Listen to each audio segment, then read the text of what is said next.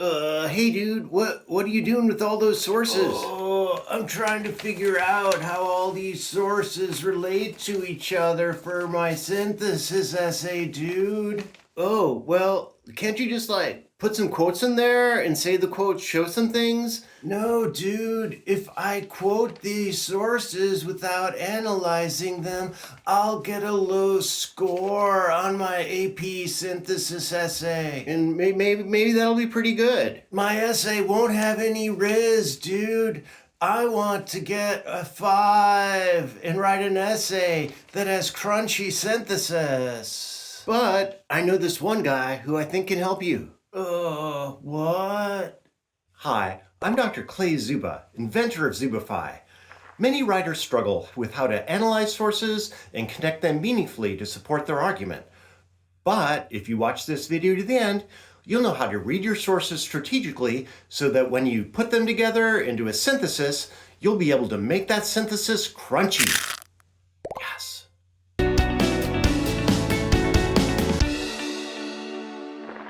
Hello, and welcome part 2 in my series on how to write the synthesis essay for the AP Language and Composition test. Yes. In part 1 of my series, we discussed how to write the synthesis essay broadly, how to develop a position in response to the prompt, how to think about sources, and how to make them work together broadly.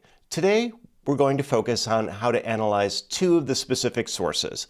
We're going to study a testimony source, which is source A, McCarthy's congressional testimony, and we're going to study source F, which is an opinion source, Al Rodin's editorial. After we read these, we're going to study how these sources might work together with some of the other sources, and we're then going to view some sample paragraphs that will help you understand how to write paragraphs that truly synthesize information. The techniques I'm going to teach you today matter because lower scoring essays simply summarize sources. Higher scoring essays analyze the sources and connect them to show how they support a position. Even though I'm going to focus on just 2 of these sources today, you should read all of them as well as the question prompt to fully benefit from this video. This is the prompt that we worked on in the last video. And the prompt is asking us to develop a position on whether privatizing space exploration is beneficial. First, let's look at Kevin McCarthy's hearing before the Subcommittee on Space from November 20th, 2013. Just from reading the description, we can tell that this is congressional testimony from a government representative. In looking at it closely, we can see that he makes direct claims supporting commercial spaceflight and that he uses economic and historical arguments. As we analyze the framework for the testimony sources, you should consider a speaker's perspective and their potential biases. A congressional representative might be biased because they might be from a district that includes aerospace companies. They're speaking in an official capacity as an advocate for legislation. You should identify the key claims and think about how they might support a position. For instance, McCarthy claims that commercial spaceflight creates thousands of high-quality jobs, that it creates public-private partnerships that benefit the taxpayers at 1/10 of the cost of public ones alone. He also claims that commercial space represents continuity with America's legacy in space. Evaluate McCarthy's rhetorical strategies. He appeals to American identity in its history of innovation in space. He uses economic arguments about jobs and cost savings, and he makes comparisons to other technological advances like the internet. His main claim here is that commercial spaceflight should be supported and encouraged. His supporting claims are that it creates jobs and economic growth, it reduces costs through partnerships, and it continues American traditions of exploration. McCarthy strongly advocates for private space explorations with a focus on its economic benefits. Now that we understand source A, we can think about how it would interact with some of the other sources. It might interact with source B by supporting an entrepreneurial focus.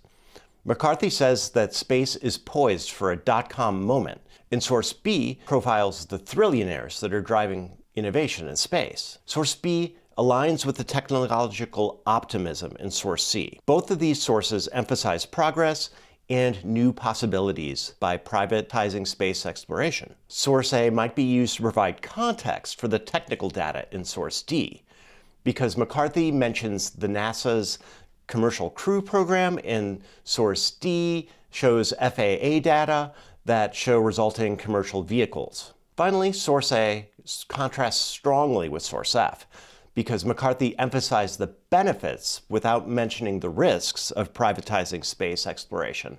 But source F, L. Roden, focuses on the risks and accountability challenges of private space exploration. Today's helper is the Licky Boy. That's right. Can you imagine how much help this would be if you were trying to film a video? If we kept rubbing on your microphone and sprawling out on your keyboard and maybe rubbing on your video stand to make sure it wobbled around. Oh no, I thought we were helping. What's going on? I don't know if you're going to get to be the helper of the day. Now let's look closely at source F. Naef L. Roden's The Privatization of Space, published in the Center for Security Studies issue in 2015. Source F opens with examples of rocket failures, and he presents benefits before raising concerns. In analyzing an opinion source, you should think about the author's credentials and perspective.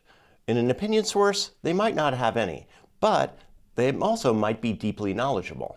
Source F is focused on risk management and governance.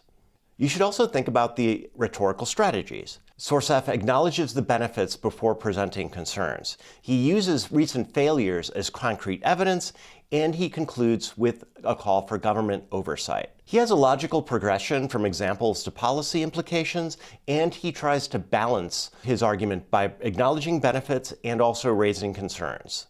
His main claim is that private space companies need government oversight. His supporting claims are that private companies bring efficiency and innovation. However, they also answer shareholders, not citizens. He also claims that space travel inherently involves high risk. His perspective overall is cautiously supportive with significant qualifications. Now we can look at how source F works with some of the other sources. Source F, as we mentioned earlier, qualifies source A's enthusiasm because McCarthy argues really strongly that public-private partnerships benefit taxpayers, while L. Roden would agree, yes, but he would also take into account the new accountability challenges of a public-private partnership. Source F provides context for source B entrepreneurial profiles. Source B profiles trillionaires like Elon and Musk, while L. Roden considers what happens when the ventures of these trillionaires fail. As far as source C goes, source F directly references the issues relevant to source C, because Pappardelle celebrates SpaceX's achievements, while L. Roden references SpaceX's Falcon 9 explosion. Finally, source F adds a policy dimension to source D's technical data. Source D's technical data gives factual commercial space vehicle information, while L. Roden questions the regulatory framework for these vehicles. This is the point in the process where you can now decide how you want to answer this prompt. There are only 3 possible answers. You can agree fully with the idea that privatizing space exploration is a benefit. You can totally disagree that it is a benefit, or you can take a more nuanced position about the extent to which it might be beneficial. I would like to explain this more deeply here, but I know that you've probably already watched the previous video in this series and you'll get bored. But if you haven't watched that video, you should probably watch it now. Again, I'll link it below. Our writing prompt asked us to develop a position on the extent to which privatizing space exploration might be beneficial. So, the paragraphs that I'm going to show you attempt to make a claim about extent rather than a polarized response that space exploration is either beneficial or that it is not. Here's an example of a strong synthesis paragraph. I recommend that you pause this video so that you can read it before we go on to the weak paragraph.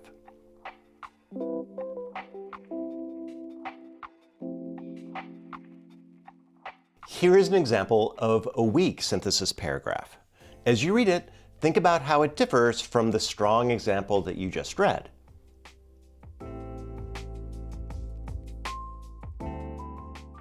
There are some significant problems with the weak paragraph, and a lot of these problems reflect common mistakes of beginning synthesis writers. The weak paragraph has several main problems, and these problems are common mistakes of beginning synthesis writers. For one thing, it uses quotes as substitutes for the writer's own analysis, instead of using the quotes as evidence to support the claim and writing your own analysis. The weak paragraph follows a repetitive quote then brief comment pattern without fully developing the commentary. It provides superficial commentary that merely restates what the quote says, rather than showing how the quotation supports the main claim of the paragraph. It repeatedly uses phrases like "this quote shows," and "this quote proves," without actual analysis, and it fails to explain how the evidence connects to the larger argument about benefits. We can contrast this to the strong paragraph. The strong paragraph begins with the writer's own claim and uses the quotes to support the claim. It provides substantive commentary after each piece of evidence. It explains the significance and the implications of that evidence, and it makes meaningful connections between different sources. Finally, it shows how the evidence builds towards the paragraph's main claim. You can see that the strong paragraph is much more involved, longer, and took more work to write than the weak paragraph. If you're writing strong paragraphs, you're probably going to have only time to write 2 of these paragraphs in your synthesis essay, and you should not feel bad about that. You should be focusing on quality of paragraphs rather than quantity of writing. High quality writing earns you a high score. Low quality writing earns you a low score, no matter how much of it there is, yo. Let's recap how to analyze sources. You should approach each source with analytical questions as you read it. Ask who created it and what's their perspective. What specific claims does the source make? What evidence is the source using to support these claims? And finally, what are the assumptions or limitations each might have? Take notes about these as you analyze your sources. Finally, before you even start to develop your position, map the connections between the sources. Identify the points of agreement or disagreement, note when sources address the same aspects of an issue, and consider how one source might respond to another. After you've done this, you can probably see which sources you would be most comfortable writing about to support a given position, and that's when you choose which position you want to write about, because if you do it this way, you will choose the position that you feel most comfortable writing about, and that will create the strongest essay for you. Yes. Remember, there are 2 types of synthesis paragraphs. The types of paragraphs that just list what you saw and might compare and contrast sources without analyzing the implications of the comparisons and contrasts, and strong paragraphs that integrate the sources to develop complex ideas in support of your position. Strong synthesis comes from being able to see a connection between the sources and to show those connections that you're seeing to the reader as you write and develop your position. And that's how you can transform isolated sources into a crunchy synthesis that has metal riz. Thanks for watching Zubify. Remember, like and subscribe. Come back for more Zubify.